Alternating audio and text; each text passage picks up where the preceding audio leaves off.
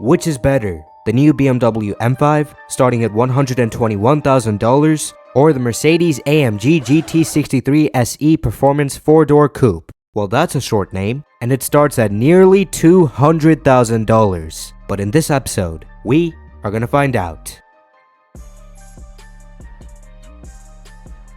The M5 has a 4.4-liter twin-turbo V8, making 585 horsepower and 553 pound-feet of torque. It has an 8-speed torque converter automatic gearbox. But this is a plug-in hybrid, so it also features an electric motor inside the gearbox, which makes an additional 194 horsepower and 207 pound-feet of torque. The combined power output is 727 horsepower and 738 pound-feet of torque. An 18.6 kilowatt-hour battery pack powers the electric motor, which is good for a range of 43 miles on electric-only mode. In fact, it can run in electric-only mode at up to 87 miles per hour. The M5 is all-wheel drive, but you can switch it into a rear-wheel drive mode if you want to do donuts. The AMG has a handcrafted 4-liter twin-turbo V8, making 630 horsepower and 664 pound-feet of torque. It has a 9-speed automatic transmission, but this is also a plug-in hybrid, and it has an electric motor at the rear axle with a 2-speed automatic transmission. This motor makes 201 horsepower and 238 pound-feet of torque.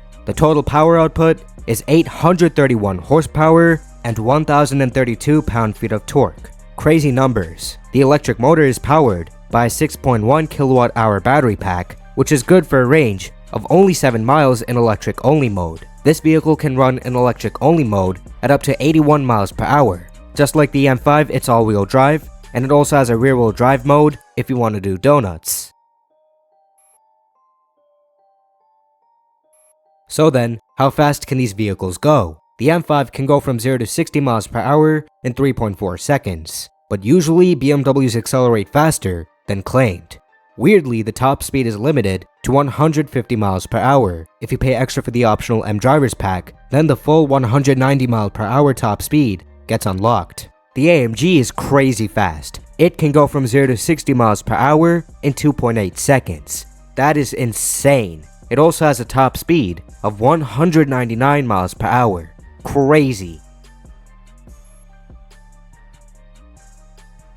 In my opinion, the new M5 is a beautiful looking vehicle. On the front, it has that traditional BMW kidney grille, which looks so much better. The headlights look very sharp. Huge air intakes at the bottom, giving the bumper an aggressive look. On the side, the only thing I do not like is the position of the charge port. Everything else is good. I love the flush door handles, the wheel arches are wider, these wheels are fantastic, and the body panels are pretty smooth. The back also looks great. The taillights are awesome. It gets a rear spoiler and a way more aggressive looking rear bumper. But this vehicle is super heavy. It weighs over 5,300 pounds. That's insanely heavy. Otherwise, it looks beautiful. The AMG is also a cool looking vehicle. The only thing is, on the front, I'm not sure how I feel about that grille design. Everything else looks great.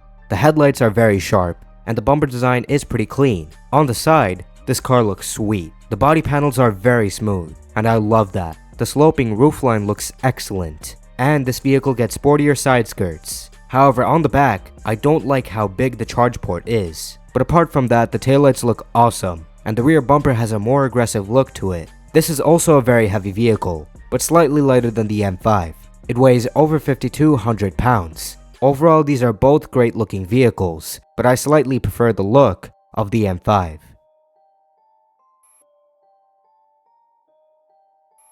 The AMG has a very cool interior. The design looks very sporty and high-tech with this widescreen display on the dashboard, as well as the ambient lighting, which looks awesome at night. Now, unlike the M5, this vehicle has 4 seats as standard, but if you want 5 seats, you'll have to pay extra. But apart from that, the 63 SE gets the AMG Performance steering wheel, which looks awesome. It also gets sport seats. You can also get the stitching and seat belts in different colors. And this vehicle has aluminum pedals. In terms of interior quality, for the most part, the interior quality for Mercedes' vehicles is pretty good. And for the comfort features, it gets heated seats, the heated steering wheel, front ventilated and massaging seats, though you do have to pay extra for some of those features. Overall, it's a nice place to be in.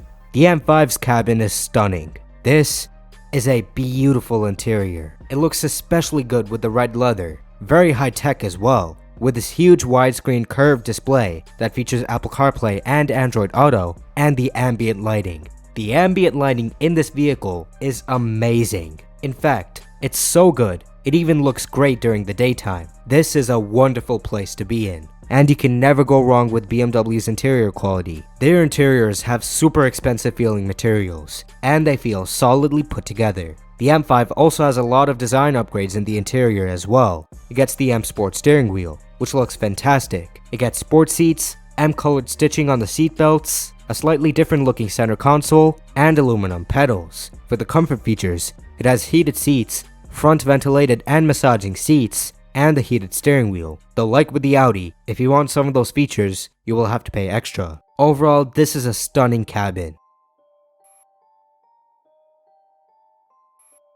The M5 has up to 17 cubic feet of space in the trunk, which is pretty good, and this is a saloon-style trunk. For carrying long items, the rear seats do fold down. The AMG has 16.1 cubic feet of space without the hybrid system in the trunk, but with the hybrid system, the space drops down to 11.8 cubic feet, which is pretty small. If you need to carry longer items, the rear seats do fold down, and both vehicles are great for carrying groceries, but overall the M5 is more practical. Both vehicles get lots of chassis tuning over their standard versions. The M5 comes with sport-tuned adaptive M suspension. This setup includes coil springs and adaptive dampers. With this, the suspension constantly adjusts the stiffness based on the road conditions for a smoother, more comfortable ride, and better handling. You can also adjust the stiffness manually as well. You can set the suspension to a softer setting for improved comfort, or you can set it to a stiffer setting for better agility. The AMG comes with sport-tuned adaptive air suspension. It does everything that the adaptive M suspension does, but based on the road conditions and the speed the vehicle is traveling at, it also adjusts the ride height. You can also adjust the ride height manually as well. The M5 has stiffer sway bars, which reduce body roll when turning for better stability. It also has stiffer strut bars at the front and the rear, increasing torsional stiffness, resulting in better handling and reduced body roll. The AMG has a hydraulic anti-roll system. It uses hydraulic elements to reduce body roll, replacing traditional sway bars and strut bars. This system is also adaptive too, so it can automatically adjust the stiffness based on various conditions. The M5 gets stiffer engine mounts than the regular 5 Series, holding the engine stronger in place, reducing vibrations. The AMG gets dynamic engine mounts. Depending on various driving conditions, they can adjust the stiffness automatically through electrical current. Both cars feature variable ratio steering. With this, the steering ratio constantly adjusts based on the steering angle and other driving conditions. This helps to provide more responsive steering feedback. And they have torque vectoring, so they can send full power to the outer wheel with the most grip. Helps a lot with corner exiting traction. Both vehicles have rear wheel steering, so at low speeds, the back wheels turn at the opposite direction of the front wheels. This reduces the turning circle significantly. At high speeds, the back wheels turn at the same direction as the front wheels, increasing stability. And for the brakes, as standard, the M5 has 6 piston calipers gripping 410mm discs at the front. At the back, it has single piston calipers gripping 398mm discs. The optional carbon ceramic brake kit provides bigger 420mm discs at the front. The AMG gets carbon ceramic brakes as standard, so at the front, it has 6 piston calipers gripping 401mm discs. At the back, it has single piston calipers gripping 360mm discs. Overall, these are very advanced vehicles. All these advanced features help to provide a better driving experience, and in this case, a sportier and a more enjoyable driving experience as well.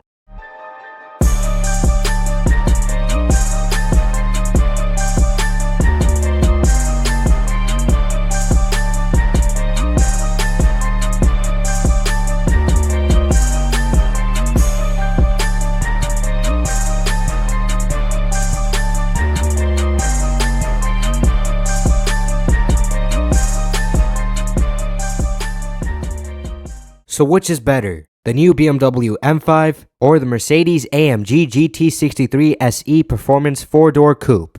Such a long name. But it's the M5. The AMG is a fantastic vehicle. It looks great, it has a nice interior, it's very fast, it's advanced in tech, but it's too expensive. The M5 starts at a much lower price. It looks great, It has a beautiful interior, it's more practical, it has a better hybrid system since it can run in electric only mode for longer, it's also very fast, and it's high tech. But do you guys agree? Let me know in the comments down below. Which vehicle do you guys prefer? Also, let me know in the comments down below, which other car comparison video would you like to see? If you like this video, make sure to give it a thumbs up, hit the red subscribe button down below, and turn on all notifications. That way you'll never miss out on any new episode posted on this channel. But anyways, that's gonna wrap it up for today's episode.